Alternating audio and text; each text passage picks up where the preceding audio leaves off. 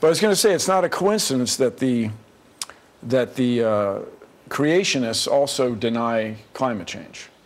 It's a really important thing to them. And just look at this morning's stories. We have the snowstorm in the Midwest, and then we have the military building this extraordinary robot for fighting a war that maybe we're not going to fight again. You know, we don't have people. That's not how wars are being conducted right now. So future generations are going to wonder what we're up to. That's all. You I'm also saying. talk about cloning here and worry about cloning.